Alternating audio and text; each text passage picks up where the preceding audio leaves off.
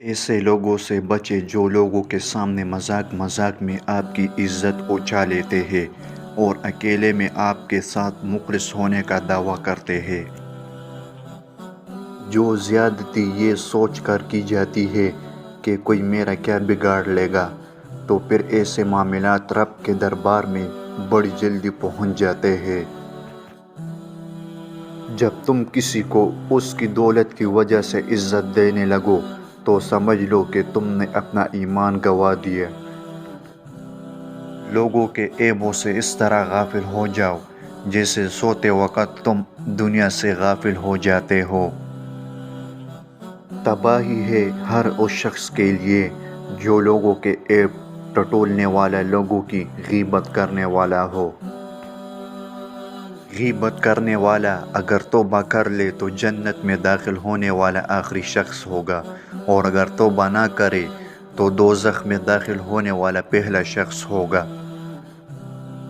موت کی آرزو نہ کرو، اگر تم نیک ہو تو شاید زیادہ نیکی کر سکو، اور اگر بدکار ہو تو توبہ کر کے اللہ کو راضی کر سکو۔ رسول اللہ صلی اللہ علیہ وسلم نے مجھ سے فرمایا، کیا پیٹ میں درد ہے؟ میں نے کہا ہاں اللہ کے رسول۔ صلی اللہ علیہ وسلم نے فرمایا، اٹھو اور نماز پڑھو، اس لیے کہ نماز میں شفا ہے۔ جس شخص نے دن کا آغاز برے کام سے کیا اور دن کی انتہا برے کام سے کی، اس کے بارے میں اللہ تعالیٰ فرشتوں سے فرماتے ہیں، اس کے درمیانی حصے کے گناہوں کو مت لکھو۔ کچھ لوگ اللہ تعالیٰ کے مال کو بے جا اڑاتے ہیں، انہیں قیامت کے دن آگ ملے گی۔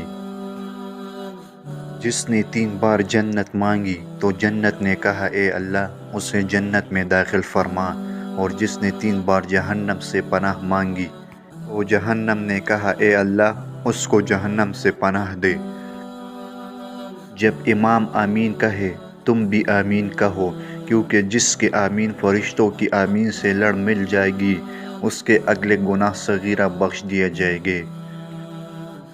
رسول اللہ صلی اللہ علیہ وسلم نے فرمایا کہ جس نے سورۃ البقرہ کی 2 آخری آیتیں رات میں پڑھ لے وہ اسے ہر آفت سے بچانے کے لیے کافی ہو جائے گی۔ اللہ تعالیٰ نے میری امت کے وسوسوں یا دل کے خیالات کو معاف کر دیا ہے جب تک انسان اس پر عمل نہ کرے یا زبان سے نہ نکالے۔ جب تو بیمار کے پاس جاتے تو اس سے اپنے لیے دعا کی طلب کر، بیمار کی دعا ایسی ہے جیسے ملائکہ کی دعا۔ رسول اللہ صلی اللہ علیہ وسلم نے ارشاد فرمایا، جب تم میں سے کسی کو غصہ آئے تو اگر وہ کھڑا ہو تو بیٹھ جائے، اگر غصہ ختم ہو جائے تو ٹھیک ورنہ پھر لیٹ جائے۔ رسول اللہ صلی اللہ علیہ وسلم نے فرمایا، ہر چیز کا ایک دل ہوتا ہے، قرآن کا دل سورہ یاسین ہے۔ جو شخص سورہ یاسین پڑھتا ہے اسے 10 قرآن پڑھنے کا ثواب ملتا ہے۔ جو شخص مجھ پر درود پڑھتا ہے، 7 زمین و آسمان کی ہر چیز، چرند پرند، شجر حجر اس کے لیے دعا کرتے ہیں۔ میری امت کے تمام لوگوں کے گناہ اللہ بخش دے گا سوائے ان لوگوں کے جو گناہ کر کے لوگوں کو فخر سے بتائے کہ ہم نے یہ گناہ کیا ہے۔ رسول اللہ صلی اللہ علیہ وسلم نے فرمایا، جس شخص نے اللہ تعالیٰ کے ذکر کے لیے مسجد بنائی اللہ تعالیٰ اس کے لیے جنت میں گھر بنائے گا۔ اللہ تعالیٰ اس شخص پر رحم نہیں کرتا جو لوگوں پر رحم نہ کرے۔ جب آدمی سوئے تو اپنے دائیں ہاتھ کو سر کے نیچے رکھے اور پھر یہ دعا پڑھے، اگر وہ اسی رات فوت ہو گیا تو اس کے لیے جنت میں گھر بنایا جائے گا۔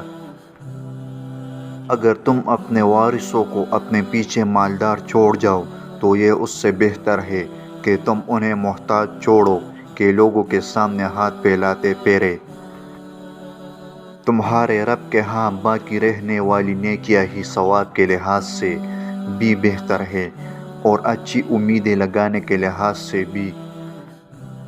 اور تمہیں جو کوئی مصیبت پہنچتی ہے وہ تمہارے اپنے ہاتھوں کیے ہوئے کاموں کی وجہ سے پہنچتی ہے، اور بہت سے کاموں سے تو وہ درگزر ہی کرتا ہے۔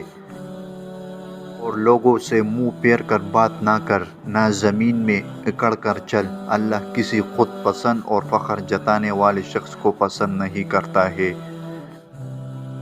ایمان لانے والوں کا کارساز اللہ تعالیٰ خود ہے، وہ انہیں اندھیروں سے روشنی کی طرف نکال لے جاتا ہے۔ اس کی شان یہ ہے کہ جب وہ کسی چیز کا ارادہ کرتا ہے تو اس سے فرما دیتا ہے کہ ہو جا تو وہ ہو جاتی ہے۔ اور تمہارے چاہنے سے کچھ نہیں ہوتا جب تک اللہ نہ چاہے۔ اور تمہارے رب نے فرمایا، مجھ سے دعا کرو، میں تمہاری دعا قبول کروں گا۔ اچھا دوست چاہے جتنی بار روٹے اسے ہر بار منا لینا چاہیے، کیونکہ تسبیح کے دانے چاہے جتنی بار بکھرے چن لیے جاتے ہیں۔ اللہ پر بھروسہ کرو، کیونکہ اس کے سپر جو کام کر دیا جائے وہ اس کے لیے کافی ہے۔ لہٰذا تم مجھے یاد رکھو، میں تمہیں یاد رکھوں گا۔ اللہ تمہارے ظاہر اور چھپے سب حال جانتا ہے، اور جانتا ہے جو کچھ تم کرتے ہو۔ اے پروردگار، مجھے اور میرے والدین کو اور سب ایمان لانے والوں کو اس دن معاف کر دیجیے جب کہ حساب قائم ہوگا۔ اپنے رب کو گڑ گڑاتے ہوئے اور چپکے چپکے پکارو۔ غلط بات پر غصہ نہ آنا شرافت کی نشانی ہے، لیکن غصے کو پی جانا مومن کی نشانی ہے۔ شک کو اپنے اوپر غالب مت آنے دو، ورنہ تمہیں دنیا میں کوئی ہمدرد نہیں مل سکے گا۔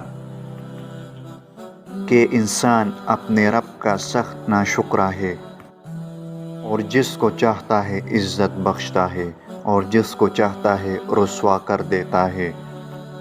لقمان حکیم سے پوچھا گیا، کیا زندگی میں موت سے تلخ لمحہ بھی کوئی ہو سکتا ہے؟ فرمایا، جب کوئی صاحب ظرف کسی کم ظرف کا محتاج ہو جائے۔ اللہ تعالیٰ فرماتے ہیں، مت ہو پریشان میرے بند کیے ہوئے دروازوں پر، میں خیر لانے سے پہلے مصیبتوں سے گزارتا ہوں۔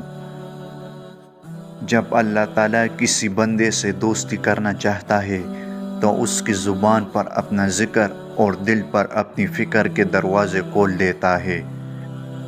رسول اللہ صلی اللہ علیہ وسلم نے فرمایا، تمہارا رب اپنے بندے کی اس بات سے بہت خوش ہوتا ہے جب وہ کہتا ہے، اے اللہ میرے گناہ بخش دے، کیونکہ تیرے سوا کوئی اور ذات نہیں ہے جو گناہوں کو معاف کر سکے۔